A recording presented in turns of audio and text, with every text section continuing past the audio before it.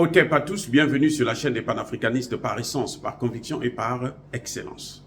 Celle des citoyens kémites par nécessité et obligation de combat. Nous sommes une chaîne qui n'est guidée que par nos ancêtres et rien que par les ancêtres qui appartiennent à l'égrégore du monde noir. Par conséquent, nous ne croyons en aucun Dieu venu de l'étranger. Toutefois, cette vidéo n'est aucunement destinée à inciter à la haine ou à la violence, car nous menons un combat qui est d'abord et avant tout spirituel, intellectuel et démocratique. Ensuite, il est politique, géopolitique et géostratégique, contre l'impérialisme, le colonialisme, le néocolonialisme et l'endocolonat, qui sont tous qualifiés de crimes contre l'humanité. Nous menons ce combat sur la base du principe fondamental que nous avons hérité de nos ancêtres kémites, qui est celui de la Mahat, c'est-à-dire solidarité, vérité et justice. Vous êtes donc en droit de connaître la vérité et nous avons l'obligation de vous dire la vérité, rien que la vérité, afin que justice soit rendue au continent africain. Et ça, c'est notre modeste contribution dans cette noble lutte en faveur de la souveraineté, la dignité, la solidarité et l'unité africaine. C'est exactement ça que nous appelons le panafricanisme. Bien-aimés frères et sœurs, le secrétaire général de l'ONU a envoyé son représentant au Gabon pour aller rencontrer le nouvel homme fort, le général Oligui Nguema, et le président déchu, Ali Bongo Ondimba. Il n'y a rien de mauvais. C'est tout à fait normal que le secrétaire général puisse s'intéresser et envoyer son représentant pour aller parler avec les deux parties, pour chercher à savoir et à comprendre ce qui est en train de se passer, et qu'est-ce qui se passe maintenant et comment il faut réagir, quelles sont les propositions que les Nations Unies peuvent faire et qu'est-ce qu'ils attendent du nouveau pouvoir en place. Il n'y a rien d'anormal, c'est tout à fait raisonnable. Mais, et c'est là maintenant que les choses vont se compliquer. Vous savez qu'il y a eu plusieurs coups d'État, et notamment 2 coups d'État. Ce que Emmanuel Macron a dit, le coup d'État dans le coup d'État au Mali. Celui de Goïta 1 et de Goïta 2. Il y a eu 2 coups d'État au Burkina Faso. Le coup d'État d'Amiba et le coup d'État de Traoré. Et il y a eu un coup d'État au Niger. Est-ce que vous aviez appris que les Nations Unies ont envoyé un représentant? Si vous en connaissez un, dites-moi quel est son nom. Les Nations Unies ont laissé l'organisation sous-régionale gérer cette situation. On a laissé la CEDEAO prendre le contrôle de la situation. On a demandé à la CEDEAO d'imposer des sanctions. Et ces sanctions sont montées au-delà, au niveau de l'Union africaine. Et de l'Union africaine, ils sont allés aux Nations Unies. Et les Nations Unies, les grandes puissances, ont décidé d'appuyer ces sanctions. Même, peut-être pas dans le cadre des Nations Unies, mais en dehors des Nations Unies, c'est-à-dire les puissances de l'OTAN se sont dit, nous, puissance de l'OTAN, puissance européenne, nous allons bloquer, nous allons mettre ces pays sous embargo. Et c'est ce qui a été fait, c'est ce qui est toujours fait. Mais, encore là, un autre mais, cette fois-ci, les résultats que eux, ils attendaient ne sont pas arrivés. Ce n'est pas ce qu'ils ont reçu. Parce qu'ils voient que ces pays s'en sortent mieux. Et d'ailleurs, ils renforcent leur position contre un certain nombre de pays, et notamment la France, puis aussi un peu les États-Unis et leurs alliés. Donc, qu'est-ce qu'ils font? Ils disent non, il ne faut pas laisser cette fois-ci l'organisation sous-régionale gérer cette situation au Gabon. Parce que la CEMAC, la position de la CEMAC, ça n'arrange pas les intérêts de la France, des États-Unis et des autres puissances. C'est pour ça d'ailleurs que quand on dit que la France est allée adouber le Tchadien Kaka Déby, mais la France a suivi la position de la CEMAC. Emmanuel Macron voulait bien faire quelque chose d'autre, même si on sait que c'est lui qui a tué le père de Kaka Déby.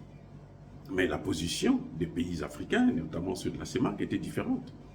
Et donc, qu'est-ce qu'ils font? Cette fois-ci, ils se disent, eux-mêmes, la France est tellement salie au Niger.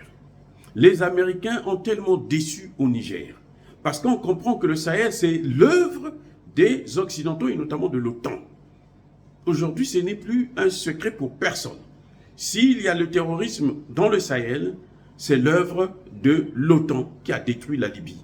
Ils n'en parlent pas, certes, mais nous vous en parlons, nous le disons, nous le rappelons tout le temps que nous en avons la possibilité. Voyez, donc, le fait qu'ils se sentent trop salis et ils se disent que si nous on se présente encore en tant que tel, ces populations ne veulent plus de nous. Imaginez que c'est Emmanuel Macron qui est allé en personne au Gabon. Imaginez que c'est Emmanuel Macron qui a pris une position dure contre le Gabon. Vous allez voir la population sortir. C'est pour ça qu'Emmanuel Macron s'est tué. Eh oui, parce que chaque fois que ce gars, cet homme-là, ce nain géopolitique ouvre sa bouche, chaque fois qu'il aboie, il crée que des frustrations. Il augmente le sentiment anti-français. Chaque fois qu'Emmanuel Macron parle de l'Afrique, il augmente le sentiment anti-français. Chaque fois que Joe Biden parle de l'Afrique, il augmente le sentiment anti-américain parce que nous savons, personne ne peut nous enlever ça aujourd'hui dans la tête, que ce sont eux qui sont à l'origine de nos problèmes. Donc maintenant, ce qu'ils font, c'est qu'ils passent par l'Organisation des Nations Unies. Sous prétexte que cette organisation est neutre. Mais je vais vous le dire encore, je vais vous le rappeler, que l'Organisation des Nations Unies n'est pas neutre. Celui qu'on envoie là, c'est vrai, c'est un noir, mais un noir corrompu, un noir acheté, un noir formaté, un noir paillassant de l'Occident, qu'on envoie pour venir donner des ordres. Vous voyez, les Nations Unies, c'est une institution qui est caduque. Et ils savent que si l'Afrique sort des Nations Unies, les Nations Unies sont mortes. Parce que les Nations Unies, là, ils tiennent à cause de l'Afrique, c'est 54 États. Si 54 États sortent pour créer autre chose, mais les Nations Unies vont disparaître. Et que vient faire ce représentant? Il vient pour rappeler à Olingi que toi aussi, tu dois venir nous endetter ton pays au niveau du FMI. Toi, tu ne dois pas chercher à contacter les BRICS. Parce que les BRICS, là, eux, s'ils créent leur monnaie, et d'ailleurs, ils n'ont même pas besoin de créer une monnaie, parce que la monnaie chinoise est aujourd'hui en train de remplacer, même eux-mêmes. Le FMI vous dit, non, mais c'est une alternative au dollar. Eh oui. Donc, les Nations Unies viennent pour sauver, encore une fois de plus, le dollar américain, sauver la France, sauver les États-Unis auprès de Olingi. Pourquoi eux-mêmes, ils ne sont pas venus? Ils envoient les Nations Unies. Mais ces Nations Unies, on ne les a pas vues au Mali, au Burkina Faso, ni au Niger. Au Niger, on a vu le secrétaire général des Nations Unies, lui-même en personne, venir nous dire que nous allons créer une armée internationale au Niger. Donc l'armée du Niger va s'éteindre, va disparaître dans cette armée dite internationale, formée des pays de l'OTAN. Juste parce qu'ils veulent contrer la Russie. Donc, au Gabon, c'est la même chose. Ils viennent, c'est pour sauver les meubles. C'est parce qu'ils ont compris que plus eux, ils s'efforcent à venir vers nous, à s'imposer vers nous, plus ils sont repoussés.